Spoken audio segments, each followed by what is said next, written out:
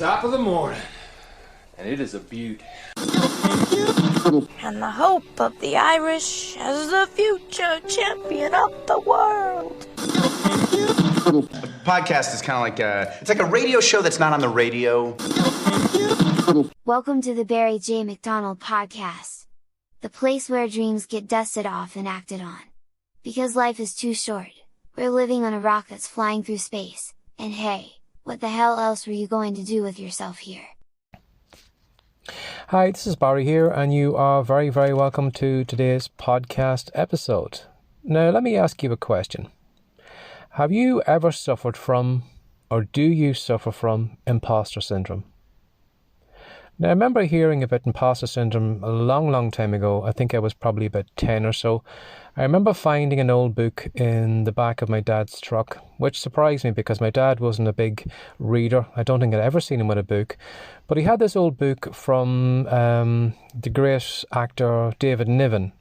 Now, I don't know whether it was a biography or autobiography, but I remember reading the back cover of the book.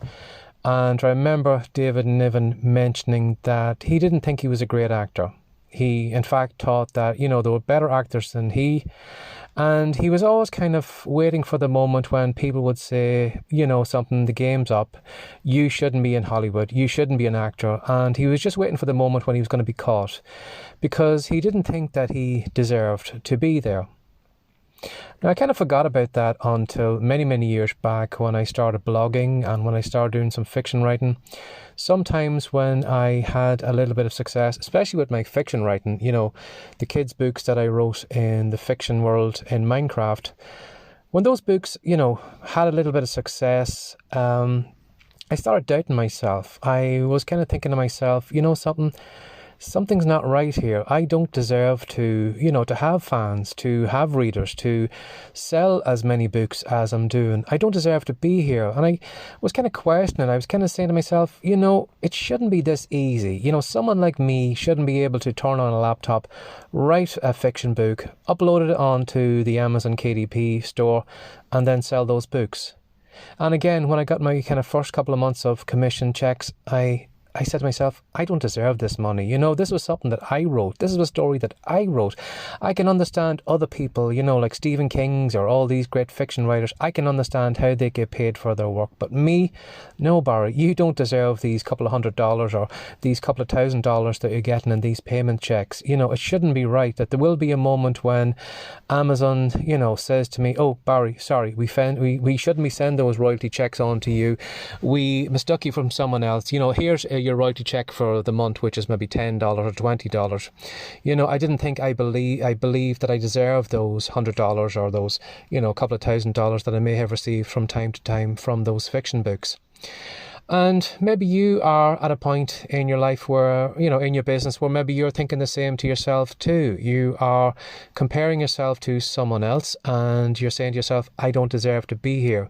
It shouldn't be so easy for me to be a blogger, or it shouldn't be so easy for me to have a podcast, or I don't deserve to have a YouTube channel. I don't deserve to have people following me, or I don't deserve this big following on Facebook, or again, maybe going back to fiction, maybe you're in the fiction world and maybe you're doubting yourself as a fiction writer, or that you shouldn't be getting paid as much as you are. When you're comparing yourself to how much money you're making compared to maybe your father or your mother or your family or your friends, you're saying to yourself, I don't deserve to be making this much money. So maybe you are going through this point, or maybe you haven't reached that point yet. Maybe you are happy. Maybe you'll never kind of brush up against imposter syndrome because you have so much confidence in yourself. You don't doubt yourself. You think you deserve all the success that you're getting. Now, if you are, suffering from imposter syndrome, the reason that you are getting it is because something I've mentioned there earlier. It's deserving. Now, I didn't really give much thought to imposter syndrome.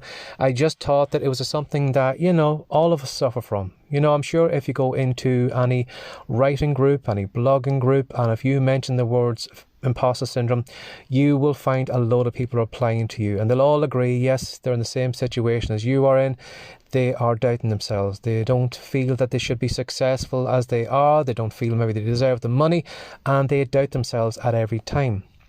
So I was just reading an old book by Randy Gage, and he had mentioned that about imposter syndrome. And what he pinpointed imposter syndrome down to was being a feeling of undeserving. That you feel that you don't deserve the success that you're getting. Now again, when I think back to that time when I was writing fiction, I said to myself, Barry, you don't deserve to be successful. You, Barry McDonald, from Ireland, from Uri, whatever, I didn't think that me as a person deserved to have any success. I didn't think I deserved to have readers. Because, who did I think I was to be a fiction writer? I didn't think that I deserved that anyone would actually get out their credit card, PayPal or whatever, and actually buy something that I made. I didn't think I deserved any of that. And if you are feeling right now that you are an imposter, the reason that you are feeling that is because you are feeling undeserving. You feel undeserving of any success. You feel undeserving of getting any credit. You feel undeserving that anyone should give you money for what you do. Now, a lot of this kind of feeling of undeserving, it probably comes from a lot of different places. Maybe it's different where you've picked it up than maybe where I've picked it up. But the majority of us kind of pick up this undeserving feeling from a few places. Now, one of the things could be maybe you were brought up by bad parents, or maybe parents who were doing their best, but maybe they had a lot of negative programming and they passed that negative programming on to you. And so you're filled with a lot of doubts. You were never told that you were great. You were never told that you would amount to anything. You were never told that you had a lot of skills and talents and that you could be, you could almost like those kind of Disney TV shows that you can achieve great things. Maybe you were never told that when you were growing up. And because you were never told that, right now you are doubting yourself and you're feeling you don't deserve any success that you are getting right now, or even any success in the future.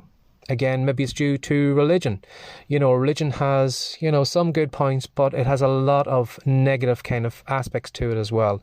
There's a lot of negative, parts to it, in that me as a Catholic being born into this kind of Catholic religion, from day one, from the day I was born, us as Catholics were told that we were sorry sinners. We always had to serve some penance, that we, going back to Adam and Eve done something wrong in the past and I must pay for what they have done in the past. But here I was, a newborn baby, just fresh out of the womb, never even had a thought on my own, and straight away I'm told that I'm a sorry sinner.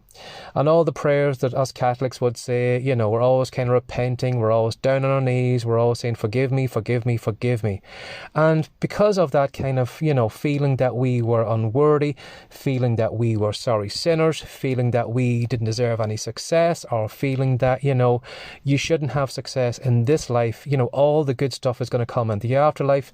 So keep small, keep down, keep repenting, keep praying to God, and put off those notions of having a great life, because you're going to have a great life in the afterlife, and, forget all the kind of success in this life. So again, going through that kind of Catholic upbringing, that I can probably pinpoint a lot of how I feel about myself, and all the low self-esteem, all the low feeling of undeserving probably came about from my upbringing in the Catholic Church.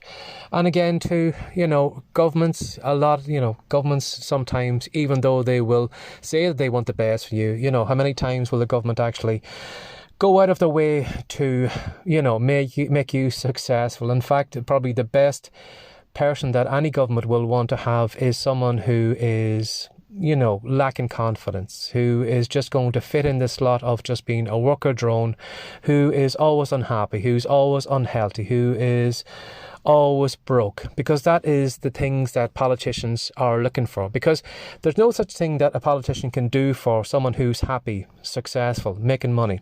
A politician can't provide anything to that person. So if you are that way, you'll never have a politician looking for your vote.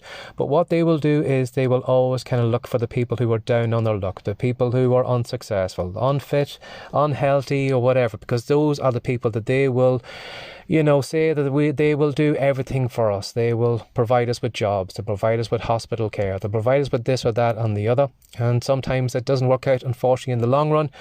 And again, another place that you are probably going to suffer a lot of doubt and undeservingness is school. You know, the educational system that most of us go through is abysmal. It's horrible because, you know, when you think about it, when you're a small kid on your first day of school, you are full of creativity, you're full of questions, you're full of zest for life. And then the person who gets out the other side through secondary school, college, university, whatever, is completely different. They feel they aren't creative. They feel afraid of asking questions. They feel, you know, that this piece of paper that they have in their hand that says they are a B student or a C student, that means how much they, you know, how valuable they are to the world. Because when we go through the education system, you know, a lot of us have drummed into us, you know, that we should follow the curriculum. We shouldn't ask questions other than what, you know, the information that we are being taught, or that we are the dumbest in the class, or that we're a C student, or they're a B student, or whatever.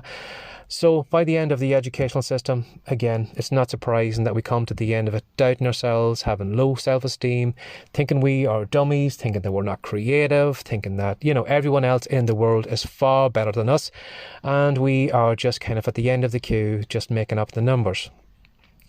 So again, if you are feeling a little bit kind of like an imposter right now, or feeling that, you know, you don't deserve to be where you are right now, it's not that you don't deserve to be where you are right now. And in fact, you're not actually copying anyone, because as I said in yesterday's podcast episode, you know, the DNA that's in you right now, the molecules, the memories, the life experience that you have is totally unique to you.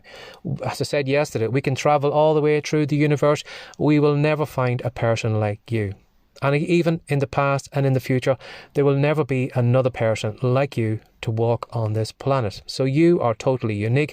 So this feeling of imposter, that you are copying someone else, is totally wrong. Because even if you are writing the same books as everyone else, you are going to write those books with your flavour, with your experience, with your life story, with your memories or your upbringing or whatever. So even if you and I were to write the exact same fiction book in the same genre, your book would be completely different from mine, because you see the world in a completely different way. So if you are feeling right now that you are just an imposter, it's not that you are an imposter. It's just that you have a lot of negative programming, a lot of packaging in your subconscious right now from all those different places I spoke about, that is saying to you that you aren't deserving of being successful. So give that some thought today. If you are feeling right now that you're just kind of, you know, you don't deserve the success, it's not that you don't deserve it. It's just all that negative programming. You do deserve to sell those books. You do deserve to make a lot of money online. You do deserve to have followers, readers, viewers, whatever. You do deserve all that. But the reason you do feel you don't deserve all that is just from all that negative packaging in your head. Give that some thought today. Have a lovely day. Bye-bye. Before you go, Barry wants to show you how you can use the power of stories to sell more of your products and services. He says that if you head on over to the rightcom.com website now, he'll show everything you need to do. Have a great day, and thanks for dropping by.